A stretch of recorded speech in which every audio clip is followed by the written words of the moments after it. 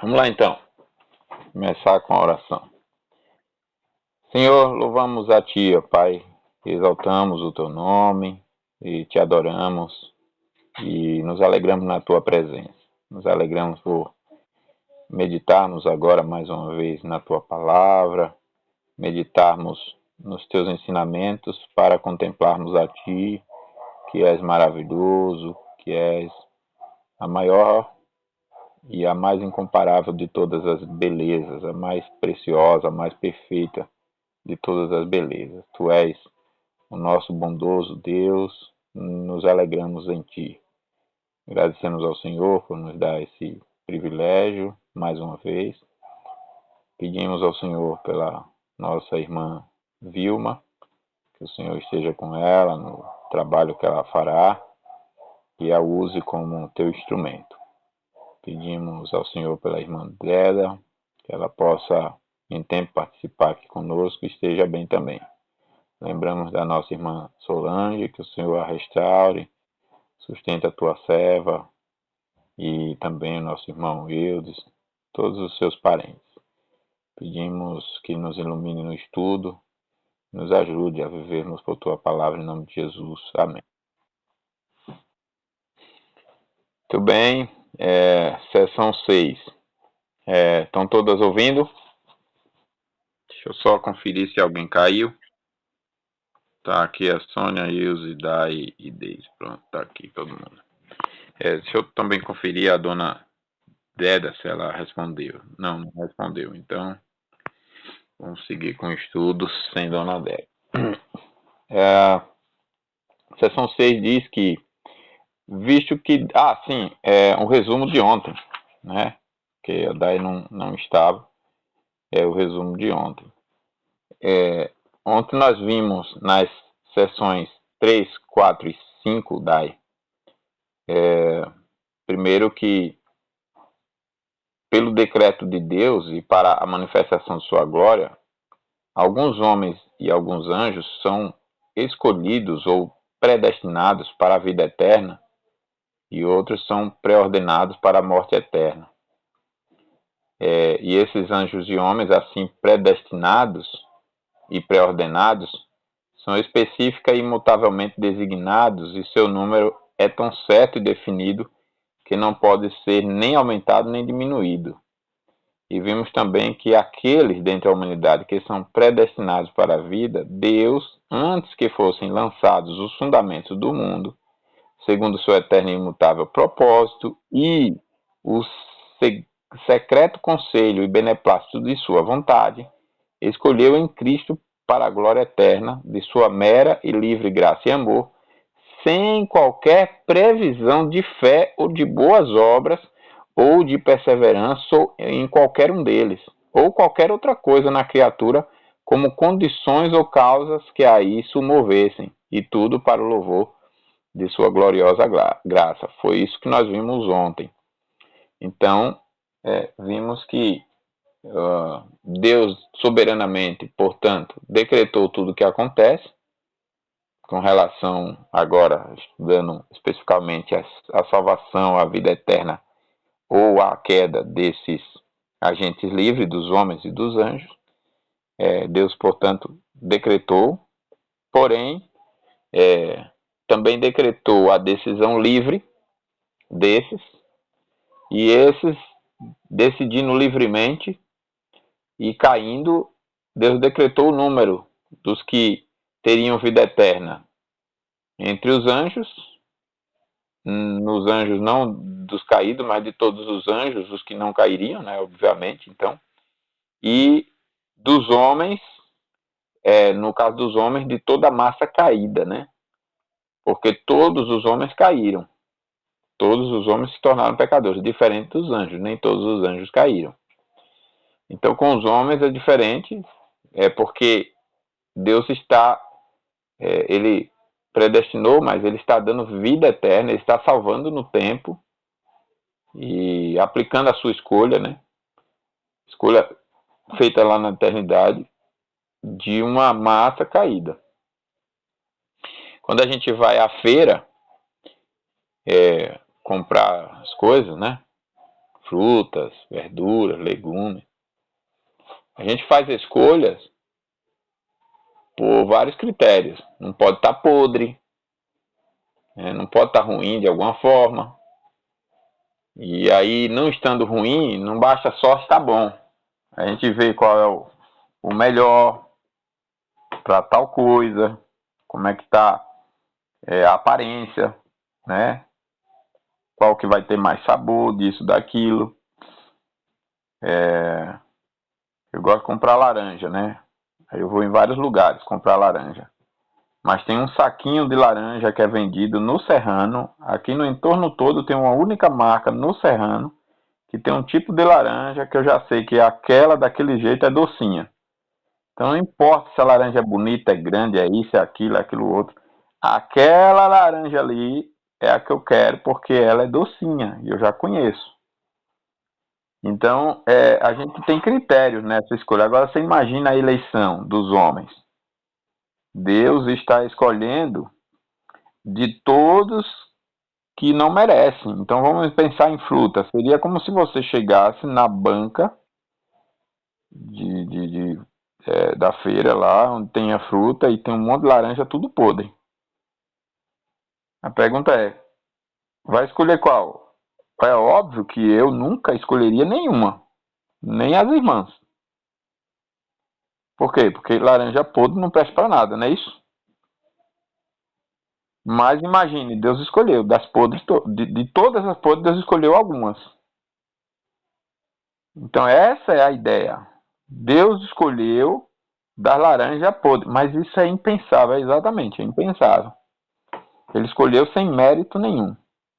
Ele escolheu de um monte de defunto, quase defunto ele iria agora separar para salvar.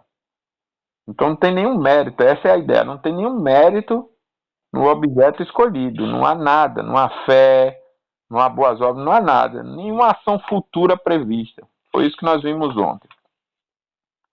É basicamente isso, né? Falamos sobre várias coisas, mas basicamente isso. E aí, uma parte muito rica foi quando nós citamos os textos. As irmãs lembram? Nós fomos vendo vários textos. Por exemplo, Atos 13:48. Creram todos quantos haviam sido ordenados para a vida eterna. Então, só vai crer quem foi ordenado para a vida eterna. Aí tinha várias passagens nessa direção, como 2 Tessalonicenses 2:13, 2 Tessalonicenses 2:13, Efésios 1:4 e daí por diante. Aí nós vimos que os nomes dos eleitos disse estarem escritos nos céus e no livro da vida, Filipenses 4:3 e Hebreus 12:23. Então quem é o salvo? É aquele que já eleito, já tem seu nome escrito no livro da vida. Aí esses, no tempo, vão crer. Quem que vai crer? Aqueles que estão predestinados, aqueles que já foram destinados, aqueles que têm já seu nome escrito. Quem não tem, não vai crer. Mas isso é o controle de Deus. Deus está revelando que isso é verdade, mas é Deus quem sabe, é Deus quem define. Nós não podemos agir como se nós fôssemos deuses e soubéssemos que quem vai ser, quem não vai ser, e então só escolhêssemos a evangelizar quem a gente já sabe, porque nós não sabemos, e além do mais, o evangelho é para ser pregado para todo mundo, e por todo mundo, e pregar o evangelho a toda criatura. Então, eu tenho que fazer isso, eu não sei quem é, só que eu sei que Deus quer me usar. Então, o que é que eu faço? Eu prego para todo mundo. Agora, eu tenho que estar ciente, eu estou pregando para quem? Ontem nós falamos numa questão que a Vilma levantou, nós falamos que nós pregamos para selvagens, pessoas inimigas de Deus, que vão querer matar Deus, mas como não pode, vão agir contra quem pregar sobre Deus. É isso mesmo, não vai ser fácil. Mas é assim que Deus vai usar para quebrantar. Se tiver que morrer por Cristo, morre. Se não, continua vivo como Pedro, vai preso ou é caluniado, mas depois a pessoa se converte, ouve e segue. E vai entender, puxa, eu vivia errado, como. Eu até aproveito aqui para abrir um parênteses, que eu lembrei agora. Eu passei vários anos evangelizando vários colegas lá na empresa onde eu trabalhei em Sergipe, lá do Grupo Olímpicos, Azaleia, essa empresa aí. E aí eu lembro que tinha um rapaz, sobre isso que eu acabei de citar, tinha um rapaz que ele me xingava, que ele, quando eu chegava perto dele, já vem lisando com coisa de crente. E era um negócio, e todo raivoso e tal, até que Deus foi trabalhando, foi trabalhando, e ele se converteu. Aí quando ele se converteu, em seguida casou, aí a esposa também se converteu, e foi, e anos se passam. Nesse período a gente se separou, e 1 ou 2 anos mais tarde eu venho para São Paulo, e ele segue a vida cristã lá, firme, aí mudou de cidade, mas seguiu firme, e a gente perdeu o contato. Quando eu estava terminando o seminário, para vir para o Tijuco, aí na época eu tinha Facebook, ele me encontra no Facebook. E eu lembro de uma manhã, quando eu recebo a mensagem dele, ele me chamava de irmãozinho. Ô, irmãozinho. Aí eu chamava ele de Marcão, ô Marquinho, enfim. Como é que você tá? Aí ele, rapaz, que alegria te encontrar, eu tenho que te pedir perdão. Aí eu digo, pedir perdão por quê? Aí, porque Deus te usou lá na Azaleia da cidade onde a gente trabalhava, né? Era outra cidade diferente de onde ele estava. Deus te usou para falar de Cristo para mim, e eu era uma pedra no seu sapato. Ele usou essa expressão, uma pedra no seu sapato. E agora Deus está me usando onde eu estou trabalhando. Ele ainda estava na Azaleia, só que em outra região. E agora tem um monte de pedra no meu. Ou seja, ele estava agora, é, ele dizendo, né? Vivenciando o que ele dizia ter feito comigo, né? Então, vê como acontece. Você vai evangelizando, falando contra a vida de pecado da pessoa. Vai ser isso. Mas nem por isso a pessoa vai, quando se converter, continuar te odiando. Não, a pessoa depois vai fazer algo dessa natureza. Olha só, a pessoa me entrar em contato comigo para agradecer. Vocês não têm ideia da alegria que eu fiquei. Não porque ele pediu perdão, não é o pedido em si do perdão, mas por ver como Deus mudou, como a fé era outra, como tudo mudou, ao ponto dele entender depois que o que eu estava fazendo não era o mal dele. Porque evangelizar, né, mas você nunca vai evangelizar falando, elogiando os pecados das pessoas e dizendo, não, continue aí, não. Ou então deixando de dizer quais são os pecados. Não. É óbvio que é com a forma santa, né, sábia e tal. Mas observe como foram os apóstolos, até com autoridades, o que aconteceu com João Batista. Porque tem que dizer para o Herodes lá que não é correto possuir a mulher do irmão. Adultério e tal. E o cara não vivia sossegado com uma mensagem dessa. E a Herodias, muito menos, né? E depois, vocês lembram dessa história toda, né? Alô? Tá todo mundo aí? Fui conferir aqui para ver se tá todo mundo. Então, é pregar o evangelho. Mas os eleitos, na hora certa, ouvirão. Porém, a primeira reação vai ser a inimizade, a rebelião, etc. Porque você está pregando a luz para as trevas. E o que vai acontecer?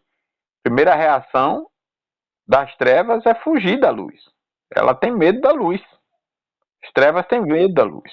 Até que ela seja luz também. Né? Então você tem outros textos falando das bênçãos para quais os homens são eleitos, né? Então, fala dessas bênçãos, falam desses eleitos nessas bênçãos, que eles são qualificados espiritualmente. Então, fala dos eleitos que são para a salvação, por exemplo. Essa é uma bênção. Para a adoção de filhos, outra bênção. Para serem santos e sem mácula diante de Deus. Ou então, como outra passagem que diz, para as boas obras, né? Com os nomes escritos no livro da vida, Filipenses 4:3 e Hebreus 12:23. Com esses termos que eu citei agora, para a salvação, para a adoção de filhos, para serem santos, é 2 Tessalonicenses 2:13, Gálatas 4:4 e 5, Efésios 1:4 de novo. Outra passagem aqui, cadê aqui? Todo o que o Pai me dá, vem a mim, e o que vem a mim de maneira nenhuma lançarei fora. Ou então, e a vontade do que me enviou é esta, que eu não perca nenhum de todos os que me deu. Está lá em João 6, né? 37, 38, 39, esses versículos assim. Outra passagem, mas vós não credes porque não sois das minhas ovelhas, João 10, 26. Outros, e creram todos quantos haviam sido destinados para a vida eterna, já citei esse, né? E aí vem, né? As escrituras apresentam o homem por natureza como mortos em delitos e pecados, e a fé e o arrependimento como exercício das almas regeneradas, e a regeneração como obra de Deus. Então não tem como nunca a pessoa ver nenhuma brecha onde o mérito é humano. Se a escolha não fosse na eternidade, ela seria no tempo, porque se a pessoa é apresentada como morta e a fé como ato de uma regeneração, é Deus quem está escolhendo regenerar. Não é verdade? É Deus que está escolhendo dar o arrependimento. Então nós vemos isso em Efésios 2:1, João 3:3 a 5, Efésios 2:5 a 10 e várias outras passagens, né? Então foi isso basicamente que nós estudamos. Vamos então para a seção 5, aliás 6, finalmente, que diz assim: visto que Deus designou os eleitos para a glória, assim ele, pelo eterno e muito livre propósito de sua vontade, preordenou todos os meios para se alcançar esse propósito. Por conseguinte, aqueles que são eleitos, achando-se caídos em Adão, são redimidos por Cristo. São eficazmente chamados à fé em Cristo mediante seu Espírito que opera no devido tempo. São justificados, adotados e santificados, e guardados por seu poder mediante a fé para a salvação. Nenhum outro é redimido, eficazmente chamado, justificado, adotado, santificado e salvo por Cristo, senão unicamente os eleitos. É claro, não faz sentido nenhum. Tem que ser os eleitos. Como que Deus elege para salvar e vai salvar quem não elegeu? Não existe. Ou então, não salvar quem elegeu? Não existe. Se está eleito, é porque está escolhido e ele veio, salvou por escolha dele, né? Então, tem várias passagens. Tem 1 Pedro 1:2, tem Efésios 1:4-5, tem Efésios 2:10, tem 2 Tessalonicenses 2:13, 2 Tessalonicenses 5:9 e 10, Tito 2:14, Romanos 8:30, Efésios 1:5, 2 Tessalonicenses aqui de novo, 1 Pedro 1:5, João 17:9, Romanos 8:28, João 6:64, João 10:26, João 8:47, 1 de João 2:19. São passagens, estou já citando assim porque, como eu estou gravando o estudo, aí pelo menos fica registrado. Vocês devem ter aí no livro as passagens já transcritas, e não sei se é esse número de versículos que eu citei, né? E se são os mesmos. Talvez pela transcrição sejam menos, né? Não sei. Tem todos esses, né? Então tá ótimo. Então, essa seção afirma, primeiro, que, embora o decreto de Deus seja uma intenção eterna e todo abrangente, é uma única intenção eterna e abrangendo tudo. Os vários elementos envolvidos nele, nessa intenção, nesse decreto, necessariamente sustentam a relação recíproca de meios para fins. Existem meios criados para fins. Sustentam então essas partes. As partes desse todo, Deus tem um decreto único. Esse decreto é todo abrangente, porém ele tem vários elementos envolvidos nesse decreto todo, que também estão decretados.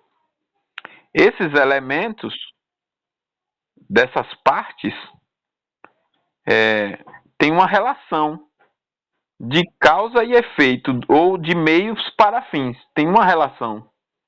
E Deus decretou essa relação de meios para fins. Entenderam a relação, não? Entenderam a questão? Existem os meios, existem os fins das partes desse decreto eterno. Deus então decretou tudo, logo as partes desse todo também estão decretadas, e nessas partes as relações de meios para fins também estão decretadas. Então, ao determinar os fins que Deus quer efetuar, Deus ao mesmo tempo determina esses meios pelos quais ele quer efetuar.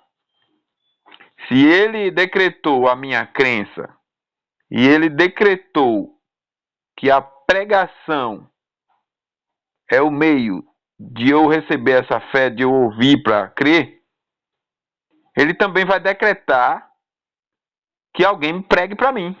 Entenderam agora? Porque Deus na eternidade decretou minha salvação. E ele decretou na eternidade que a minha salvação é por Jesus Cristo mediante a fé que vai vir pelo ouvir. E eu preciso ouvir. E já que ele decretou que eu preciso ouvir, ele também decreta que alguém me pregue para mim. Então alguém vai pregar, eu vou ouvir e eu me converto. Então Deus decreta tudo. Deus decreta de forma geral, mas também de forma específica. Ele determina a salvação, mas também determina o meio e determina quem vai fazer, determina tudo. De maneira que o todo será garantido. Por quê? Porque Deus decretou cada coisa. Deus, então, efetua em nós tanto querer quanto realizar, né? E o propósito de Deus com respeito ao fim necessário, na ordem lógica, toma precedência e dá direção a seu propósito com respeito aos meios. Então, o propósito de Deus com respeito a esse fim, ao fim da minha conversão, do que seja, na ordem lógica, toma precedência e dá direção a seu propósito com respeito aos meios. Então, Deus escolhe, define esses meios, dá direção sobre esses meios, numa ordem lógica disso. Deus decreta a minha salvação. A salvação tem a ver com eu crer em Cristo. Vamos falar vamos falar da glorificação. Vamos falar do juízo final. Olha que coisa legal. Acompanha o raciocínio comigo. Vou falar do juízo final aqui. Jesus virá. E ele julgará a cada um segundo o quê?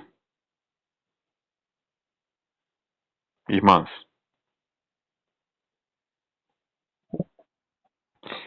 É para vocês responderem. Vocês estão quietinhas. Vocês estão bem?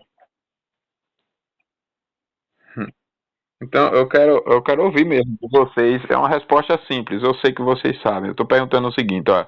No juízo final, quando Jesus voltar, cada um vai ser julgado segundo o quê? Vamos melhorar essa resposta aí.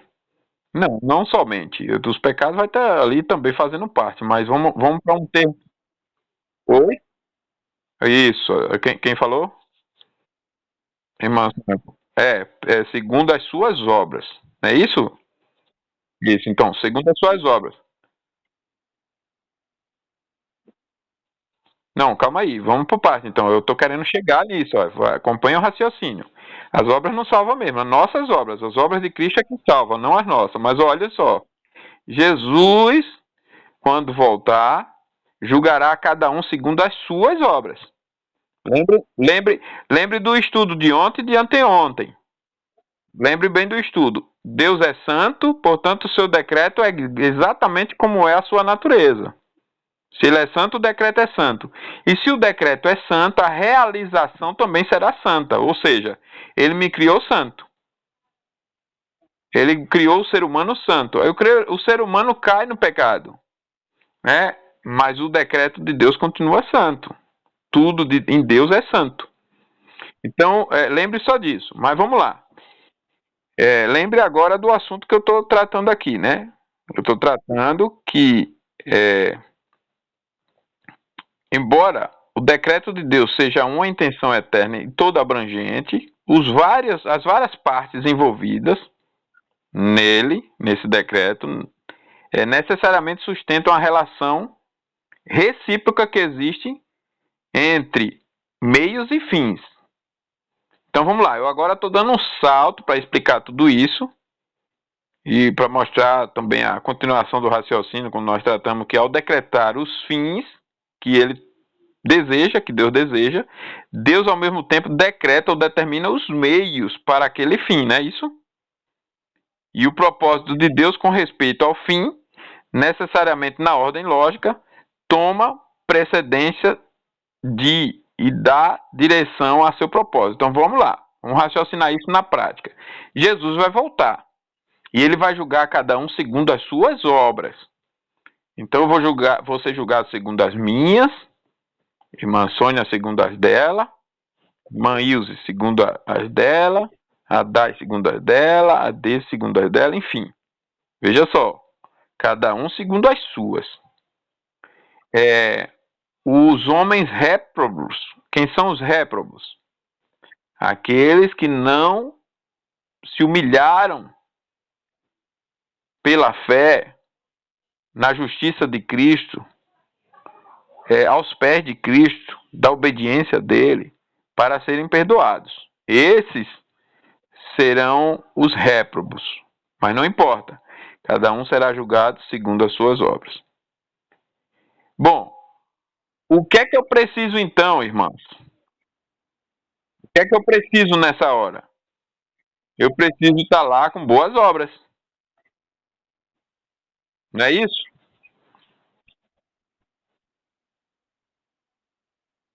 É onde eu quero chegar. Exatamente onde eu quero chegar. Olha como a harmonia do ensino bíblico é perfeita. Eu preciso dessas boas obras. Não significa que o mérito é meu. O mérito é das obras de Cristo. Deus vai me julgar pelas obras de Cristo. Porém, como a irmã Sônia já colocou, as boas obras acompanham essa fé. Ela é o resultado dela. Quem disser que tem e vive contrário, ou não tem, ou tem alguma coisa errada.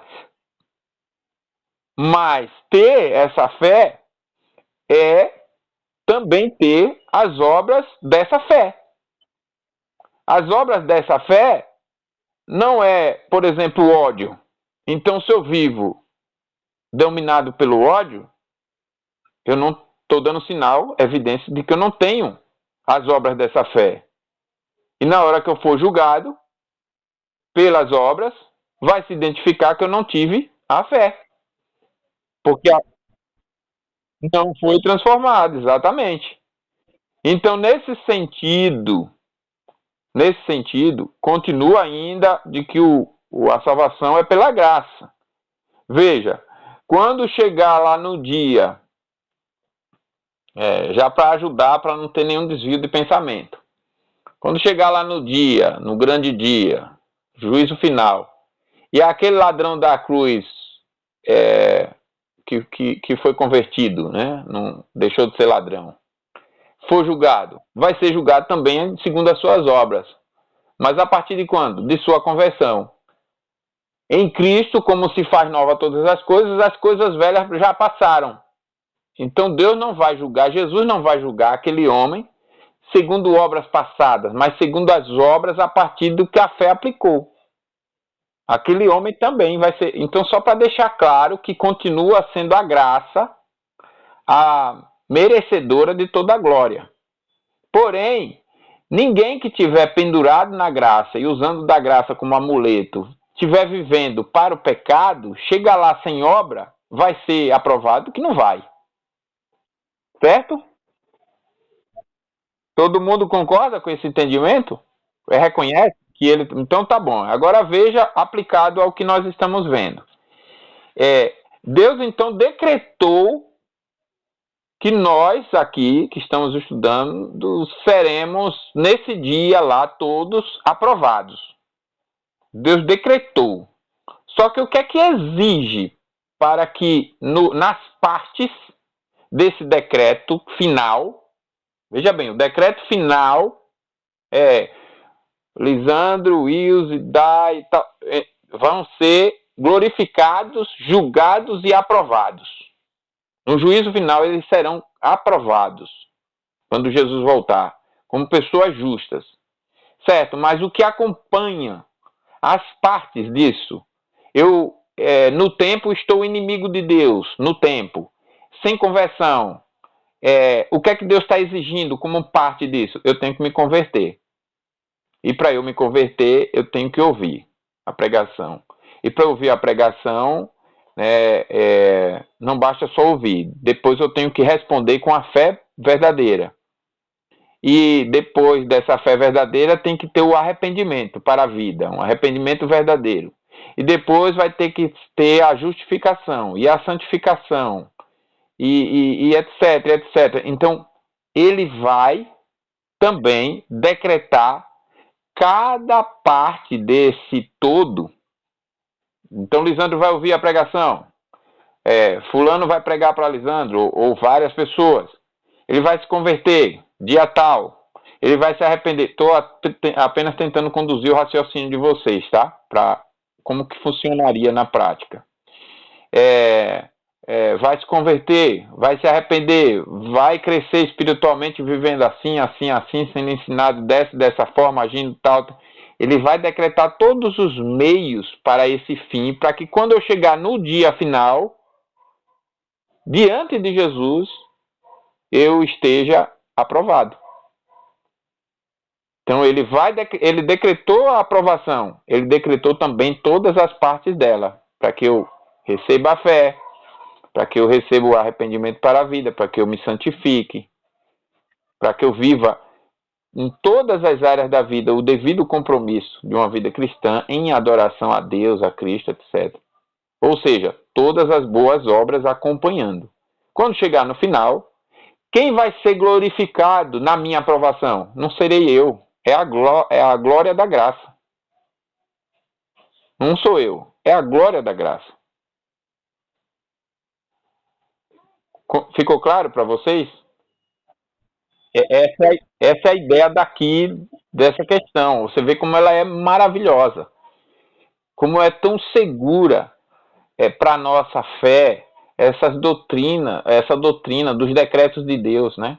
Como que Deus tão perfeita e sabiamente governa mesmo. Às vezes a gente ora dizendo, Senhor, o Senhor é tão sábio, não tem noção da profundidade desse termo.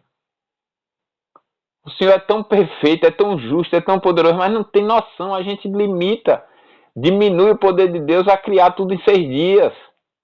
Diminui o poder de Deus a sustentar o sol. O sol é nada diante do que ele está fazendo aqui. A terra, inabalável, é nada. O universo é nada diante do... Você imagina como Deus está fazendo? A salvação, a redenção, a nossa vida com ele, tudo que envolve, é algo de uma profundidade de sabedoria e justiça e grandeza e poder tão incomparáveis que quando nós de fato conhecemos pela fé, não só no intelecto, não tem como ter outra reação a não ser a adoração verdadeira, o impulso para Deus, humilde, real, de maneira que nos alegramos em Deus e abandonamos voluntariamente pecados por conta dessa convicção e paz com Deus e o admiramos e o adoramos espantados, incansáveis em pensar nele e apreciá-lo, porque em tudo realmente Deus é grandioso, maravilhoso, majestoso, né? Porque só é,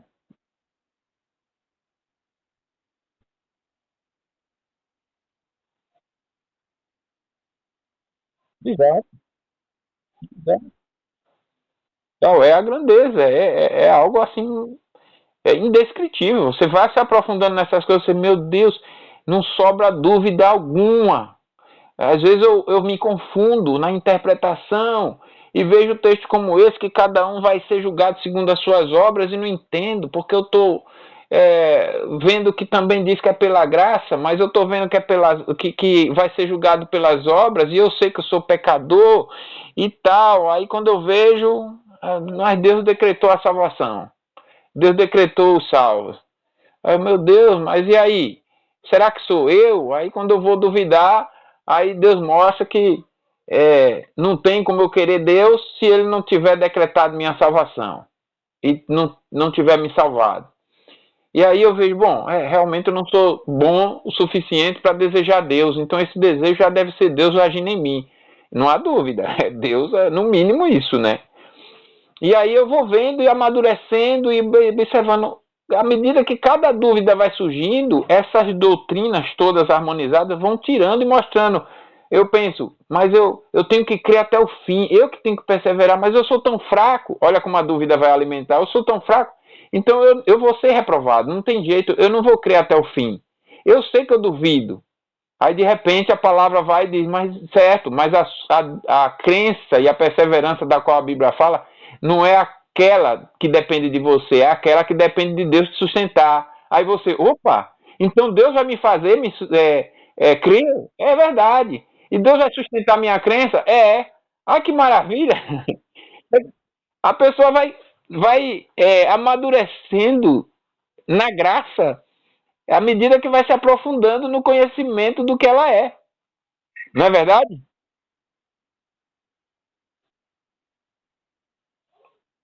Pois é.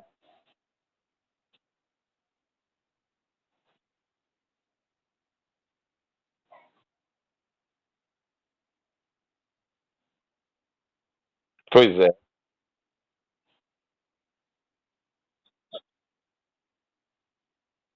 Exato.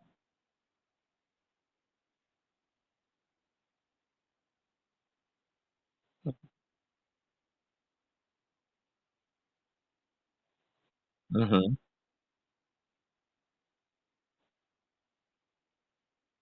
Exatamente. Exatamente. E aí é só nesse ponto, à medida que você. Ontem eu usei uma frase, e eu vou usar ela aqui agora, né? Eu usei a frase assim, que teve um. Foi no final já, quase a gente para orar, que eu disse que teve um momento na minha vida que eu entrei numa ansiedade tão grande que eu adoeci bastante. E depois, no fundo do poço, vamos colocar uma linguagem dessa forma para ficar claro, no fundo do poço, ou seja, quando eu não tinha mais nem para onde ir, o Espírito de Deus trouxe à minha memória uma correção do pensamento, mostrando para mim o pecado, o meu pecado, de querer ter o controle de todas as coisas nas minhas mãos, sendo que isso era de Deus, não era meu. Eu não deveria ser negligente com isso, mas eu também deveria corrigir. E enquanto eu estava tentando ter o controle de todas as coisas nas minhas mãos e cheguei a me afundar naquela ansiedade, eu paralisei e fiquei totalmente improdutivo. Lembra que eu disse isso? E quando Deus me corrigiu ali e eu descansei de verdade, eu produzi tanto que eu nem calculava. Eu digo, caramba, como que... Então eu quero trazer isso para cá também para a vida espiritual. Quanto mais você aprende biblicamente, por isso que corretíssima a colocação da irmã Sônia dizer, a Bíblia é imprescindível, o conhecimento da palavra correta é imprescindível, porque você não vai crer certo se você conhecer errado. Você tem que conhecer certo. Então, quando você descansa, quanto mais você descansa biblicamente, corretamente, na soberania de Deus, você produz. Você produz mais. Esse é o ponto que muitos ou entendem errado ou outros acusam erradamente quando dizem bem assim, os calvinistas não evangelizam. Bom, depende desse julgamento, né? Muitas vezes é uma difamação, ou então depende do calvinista. De repente não é calvinista de fato, é um falso calvinista, é alguém que não entendeu. Porque se for chamar essas doutrinas de calvinistas e nos avaliar calvinistas, calvinista de verdade evangeliza. Calvinista de verdade estuda a palavra. Calvinista de verdade não se cala diante do pecador que está perecendo. Como assim? Se ele está entendendo que na soberania de Deus, Deus decretou os eleitos. Só que eu não sei quem são. E Deus decretou os meios. E os meios é a minha pregação. Eu vou deixar de pregar? É óbvio que a pessoa não entendeu. Se a pessoa é um calvinista calado. Calvinista de verdade, ele não se cala porque ele sabe, ele descansa na soberania de Deus. Ele nem se acovarda. Alguém pode dizer assim, mas o mundo todo vai te perseguir. Mas Deus é soberano, se eu morrer, eu estou com ele. Eu vou ter que pregar, porque eles são assim porque estão perdidos. Igual que Jesus disse lá na cruz. Pai, perdoa-lhes porque não sabem o que fazem. Mas eu vou pregar. Calvinista de verdade é assim que raciocina. Raciocina como a Bíblia. E ele não cala por isso. Ele se torna mais produtivos. Não é verdade? Por isso que eu me preocupo quando nossa igreja silencia. Porque nós não podemos crer numa soberania de Deus, numa eleição de Deus, onde eu posso ficar de braços cruzados. Não, não existe isso. É como se eu tivesse achando que na soberania de Deus, Deus decretou que eu vou me alimentar durante toda a vida. E esquecesse de estudar, de que para eu me alimentar, Deus também decretou que eu tenho que trabalhar. Que eu tenho que plantar para poder colher. Então, o raciocínio pseudo-calvinista pensa assim, Deus decretou que eu vou me alimentar. Então eu não preciso trabalhar nem plantar, que Deus decretou. Se Deus decretou mesmo, a vontade dele é imutável, é soberana, então vai acontecer. Ô, imbecil, você vai morrer de fome. Vou cruzar o braço aqui e vou ficar esperando. Aí vai morrer de fome. Você está raciocinando as outras coisas da mesma doutrina. Ele decretou sua comida, mas decretou também o seu trabalho, o seu plantio, a sua colheita. Não plante não para ver. Não é verdade? Esse é o raciocínio correto dessa doutrina. Por isso que eu digo, tem muita gente falando bobagem, não tem noção do que está falando. Não conhece. Não tem noção da sabedoria de Deus, da soberania de Deus, dos decretos de Deus, da pureza de Deus e a harmonia de todas essas doutrinas, como nós estamos estudando. Então, beleza. Resolvido esse ponto, vamos seguir. Uma outra questão que essa seção afirma é que na questão da redenção dos homens, o fim que determinou a salvação de certos indivíduos, chamados os eleitos, e que ele designou como meios para esse fim, a redenção por meio de Cristo, a vocação eficaz, a justificação, a adoção, a santificação, a perseverança na graça, né? Era essa salvação, na graça para a vida. Então, na questão da redenção dos homens, o fim que determinou a salvação, o fim e que a salvação dos chamados eleitos, né? A salvação desses que são os eleitos. O fim que Deus determinou é, a salvação desses eleitos, e que ele designou como meios para esse fim são a redenção por meio de Cristo, a vocação eficaz, a justificação, a adoção, a santificação, a perseverança na graça para a vida. Então ele determinou tudo isso, que eu tentei descrever no exemplo do juízo final e de tudo que vai acontecer até aquele juízo final. Né? Para que no juízo final eu ouça: vinde bendito de meu Pai, porque fizeste o que deveria fazer, é preciso que em cada momento no tempo eu receba tudo que eu preciso receber. Sem fé eu não vou querer Deus. É impossível querer Deus. É impossível desejar agradar a Deus. Sem fé é impossível agradar a Deus. Eu não vou querer agradar a Deus. É nesse sentido, né? Tem gente que acha que ali o texto está dizendo que sem fé é impossível agradar a Deus. É como se Deus não se agrada de você se você não agir com sua fé. Não, não é essa a ideia. E se sua fé estiver errada? O texto está dizendo outra coisa. Ele está dizendo: você não vai querer agradar a Deus se você não tiver a fé de Deus. Por isso que Deus dá fé para você querer agradá-lo. Então, sem fé é impossível você agradar a Deus. Essa é a ideia do texto. Então, Deus determinou esses meios, né? Designou os meios para esse fim. Os meios para o fim, que é a redenção por meio de Cristo, a vocação eficaz, a justificação, etc. Então, a terceira coisa que essa seção afirma é que, visto que os meios são tensionados para efetuar o fim, assim eles não devem ser exercidos no caso de alguém cuja salvação não foi adotada como esse fim. Visto que os meios são tensionados para efetuar o fim, Deus escolheu os meios para os fins.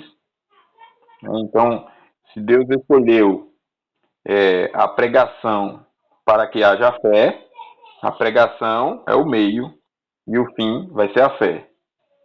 Assim, então, eles não devem, esses meios, ser exercidos no caso de alguém cuja salvação não foi adotada como esse fim. Então, eu não posso ter um pregador da palavra pregando a palavra sem que tenha tido a salvação. Por quê? Porque a pregação, por exemplo, como meio, é uma realidade, um meio, também decretada para um convertido. Como ouvirão se não há quem pregue, como pregarão se não forem enviados? De que pregação está falando? Da pregação da igreja, do convertido. Então eu não posso exercer o meio, no caso de não ser, ter a salvação como esse fim, né? Adotada como esse fim. Então eu não posso exercer esse meio. O meio tem que ser usado para um fim. E o meio, no caso da salvação, da pregação, da fé, né? O meio da pregação é por alguém crente. Se eu não tenho a salvação, eu não sou crente. Então eu não devo exercer isso. Então veja só, visto que os meios são tensionados para efetuar o fim, assim esses meios não devem ser exercidos no caso de alguém cuja salvação não foi adotada como esse fim. Percebe? Ninguém, senão os eleitos, é redimido por Cristo, eficazmente chamado, justificado, adotado, santificado. Vou dar outro exemplo. Se o meio para que eu me alimente de Cristo, um meio, é a Santa Ceia, e esse meio da Santa Ceia me alimenta espiritualmente de Cristo, porque eu sou um eleito e um salvo, se eu não fui ainda salvo, eu não posso participar dessa mesa. Esse fim não irá acontecer comigo, porque o meio, que é ser salvo, não aconteceu. Vocês estão entendendo? Então, como é que eu vou me alimentar na Santa Ceia Se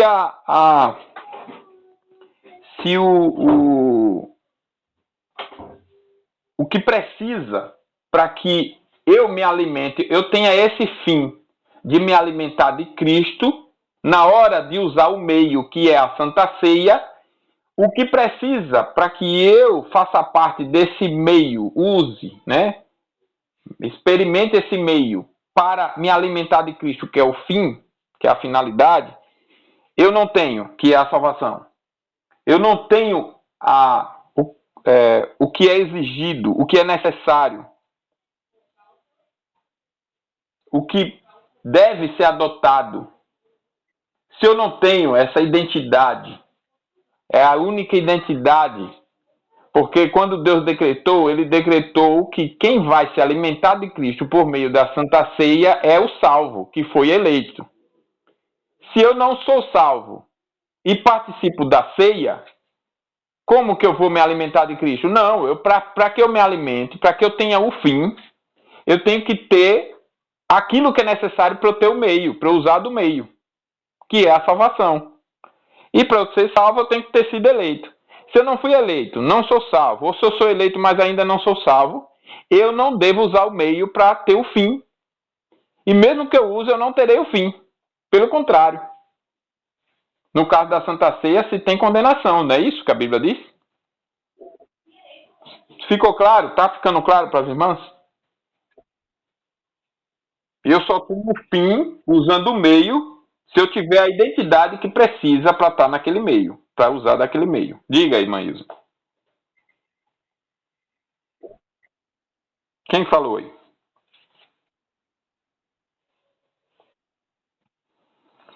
Então vamos continuar. Que os propósitos de Deus sustentam a relação recíproca. Deixa eu ver o horário aqui.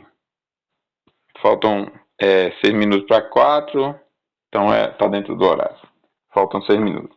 Que os propósitos de Deus sustentam a relação recíproca de meios para fins é evidente, primeiro, à luz do fato de que seus propósitos são o produto de uma inteligência infinita. O propósito, o próprio ofício, aliás, do qual é coordenar um grande sistema de meios na realização de um grande desígnio. Deus é detentor dessa honra, né? Os propósitos dele são o produto de uma inteligência infinita, que é dele, de Deus, e esse ofício de Deus, do qual é coordenar um grande sistema de meios na realização de um grande desígnio. Então, isso mostra que os propósitos de Deus sustentam a relação recíproca de meios para fins. Como é que eu sei que Deus é quem sustenta a relação de meios para fins? Como é que eu sei disso? À luz do fato de que os propósitos dele são produto dessa inteligência dele que é infinita. E o próprio ofício dele, que é coordenar um grande sistema de meios na realização de um grande desígnio. Isso está na palavra. É ele quem controla e governa cada coisa. Então, eu tenho nisso o fato de que os propósitos de Deus sustentam essa relação recíproca de meios para fins. Segundo, Deus executa seus eternos propósitos em suas obras de criação e providência. Deus executa. E na economia de ambas, ele habilmente usa sistemas de meios em subordinação para predeterminados fins. Então, se ele executa seus eternos propósitos em suas obras de criação e providência, é só a gente ver a relação. Ele não pode prover, se ele determinou e executa dessa forma, ele não pode prover o que ele não criou. Ele não pode sustentar o que não está criado. Como que Deus vai sustentar o que não está criado? Então você já vê aí a relação recíproca de meios para fins. Para que ele sustente algo criado, primeiro ele precisa o quê? Criar. Então você já está vendo aí, relação, meios e fins. Primeiro ele cria, depois sustenta. Não é isso? Ele sustenta a humanidade, porque a humanidade está criada. Ele criou. E daí por diante. Ele faz nascer. porque está plantado. Mas o meio de plantar, né, também faz parte. Então você vê que em tudo, né, o ser humano procria. Porque esse fim aí tem um meio, né? A criança nascer tem um meio já estabelecido por Deus. Ou seja, está decretado em todas as áreas essa relação meios e fins. E Deus executa esses eternos propósitos em suas obras de criação e providência, e na economia de ambas, ele habilmente usa sistemas de meios em subordinação. Então são vários sistemas de meios em subordinação. A chuva rega a terra para que a terra brote. Sistemas de meios de subordinação. O sol se esconde para que a lua venha, e a lua se esconde para que o sol venha. E assim se faz dia e noite. Sistemas subordinados, leis subordinadas. Na pregação não é diferente. Qual é o problema de você entender, de nós entendermos? Olha, a fé precisa quem pregue. Isso é subordinação. Deus determinou isso. Gente, vamos entender. Não vai, nem nunca. Meu filho aqui em casa, meus filhos, não vão se converter. Eu tenho que entender isso. Se eu não pregar e não orar por eles. Eu tenho que pregar e orar. Eu tenho que reconhecer, está subordinado. É um meio para um fim. Se eu quero o fim, eu tenho que conhecer o meio. Eu vou chegar daqui a 2 horas em Sergipe. Daqui a 2h30. De quê? A pé. Então, é o meio errado. Não vai chegar. Não, então eu vou de carro. Não vai. 2, 3 dias de carro. E qual é o meio para eu chegar em 2 horas? Então, o meio é avião.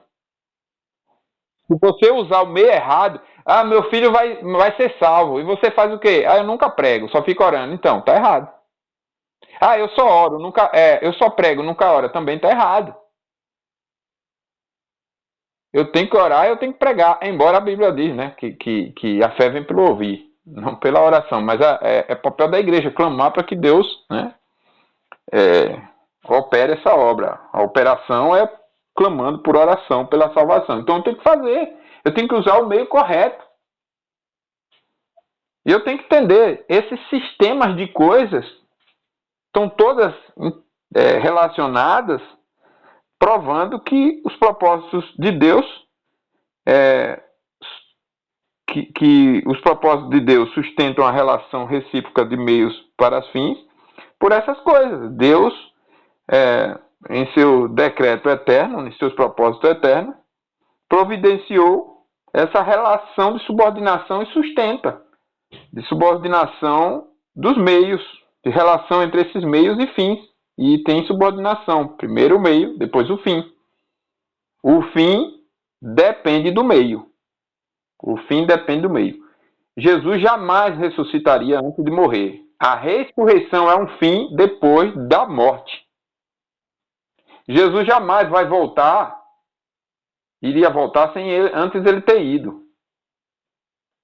Então, você vê, em tudo, Jesus jamais seria homem se ele não primeiro encarnasse e nascesse. São os meios, né? Os meios para fins.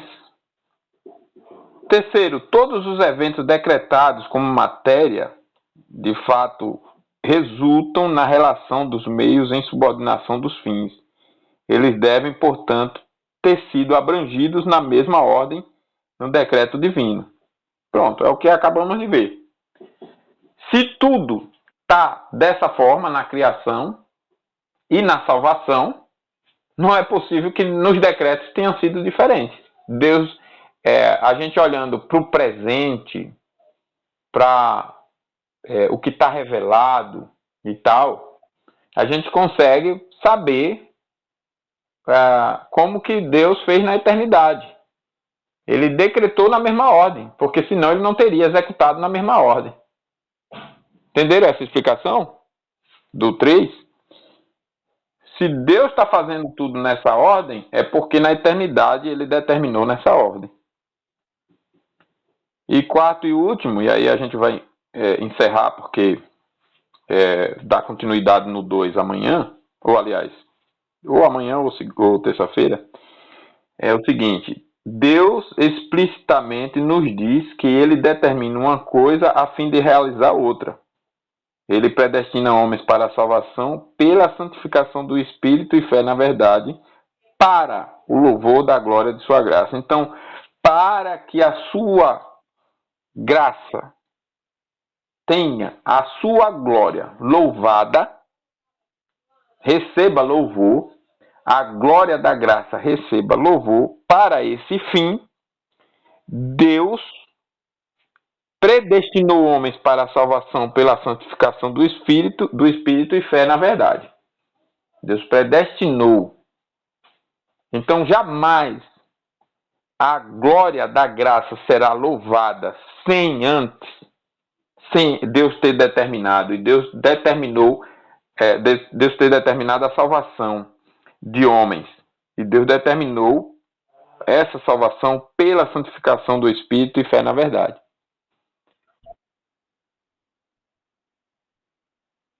Pois é, pois é. São os meios para os fins.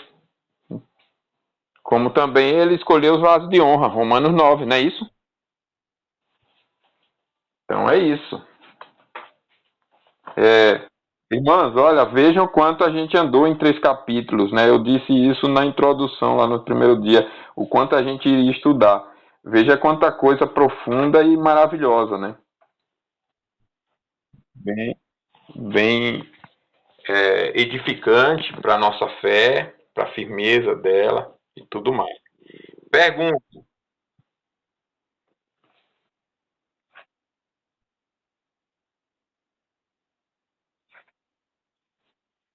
exato. E nada, exatamente.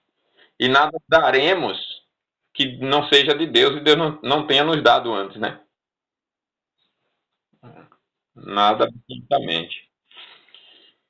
Ah, irmã Dai, irmã Daisy, irmã Ilse, alguma pergunta?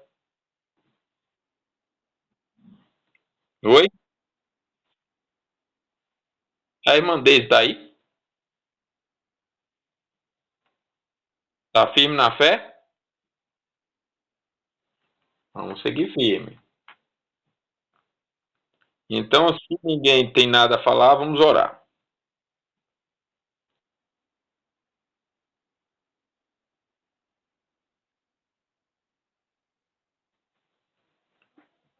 É duro, irmã, é dolorido, mas é duro, é dolorido, mas lembre o seguinte, que genuinamente falando, a pregação é sempre para quem não quer ouvir. Nunca vai ser não, a pregação até a conversão, né? Depois da conversão, aí tudo bem. A gente, mas enquanto não, a evangelização, vou colocar assim, a evangelização, né? Aquela pregação no sentido de falar para o incrédulo, porque não é convertido, é sempre para quem não quer. E não é só sempre para quem não quer, não é somente isso, aliás, para quem não quer, irmã. É para quem é, odeia e quer agir contrário. Ela só não quer e quer agir contrário. Então não é fácil. Não é fácil. Mas é o que a gente tem que fazer. É o que a gente tem que fazer. É, não nos calar. Na última instância, irmã, servirá de juízo para quem rejeitou. Em última instância, servirá de juízo. Não entendendo isso, que é a condenação da pessoa. Como assim? Nós estaríamos condenando a pessoa. Não, a pessoa já está condenada. A gente está ali sendo usado por Deus para Deus salvar a pessoa. Então, se Deus está me usando para salvar, a pessoa rejeitar, ela rejeitou a sua própria salvação. Paciência, o que é que eu vou fazer?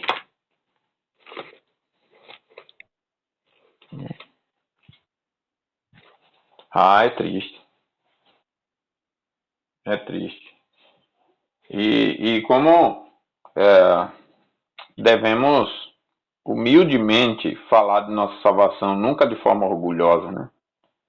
Porque, assim, olhando para nós, seria a nossa reação também. Zombar. humilhar. Se Deus não decidisse nos dar a fé para que nós reagíssemos positivamente, nós jamais chegaríamos à salvação. Se Deus não nos humilhasse também, igual o exemplo que eu citei ontem do rapaz da Assembleia de Deus, né? Se Deus não nos humilhasse, não quebrantasse o orgulho, não nos convertesse a Ele, era disso para pior. Então você vê quanto Deus tem sido misericordioso. Nós temos que nos humilhar aos seus pés e reconhecer: eu nunca merecerei a salvação, nunca, não mereço. Mas hoje eu não mereço mais a condenação porque Jesus pagou a minha salvação, pagou minha dívida, eu não devo mais. Então, eu estou numa condição de graça. O que é graça? Eu não mereço ser salvo, mas não mereço mais condenação. Eu estou salvo. Então, essa é a minha condição hoje. Amém. Louvado seja Deus por isso. Por isso que não há espaço para orgulho, para soberba, né? Para se achar eu sou melhor do que os outros, eu mereço. Né? Esse tipo de pensamento. Hum? Como é? Exato, é. Sujeitos às mesmas paixões. A- a- Aliás, éramos inimigas, inimigos de Deus, tanto quanto é exatamente isso. Como Deus é misericordioso, né?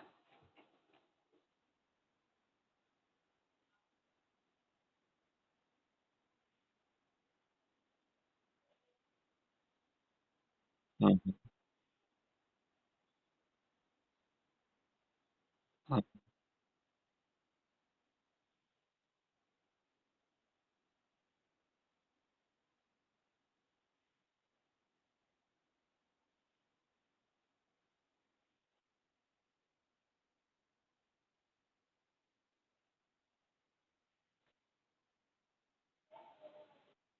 uhum, é verdade. Então, vamos orar agradecendo a Deus, louvar sempre o seu nome, porque Ele nos escolheu antes da fundação do mundo.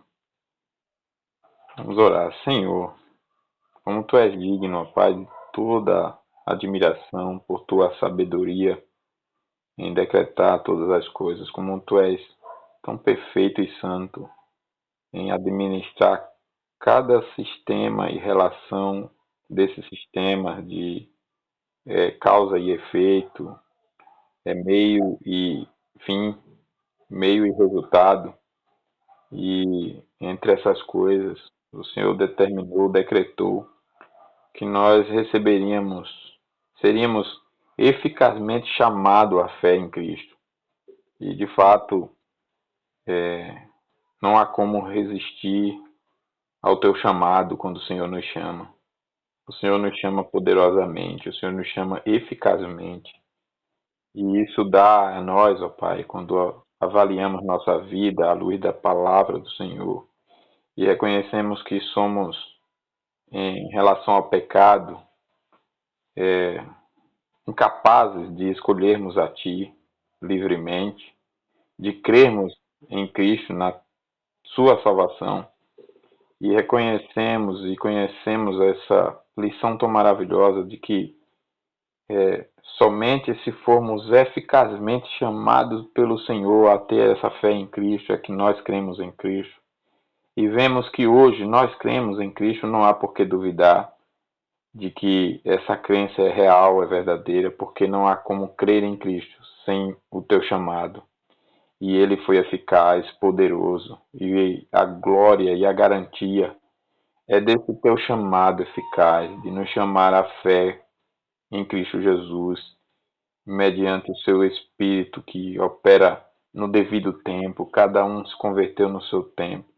E nós fomos justificados e adotados e santificados e guardados pelo seu poder, mediante a fé para a salvação. E o Senhor nos guardará até o fim.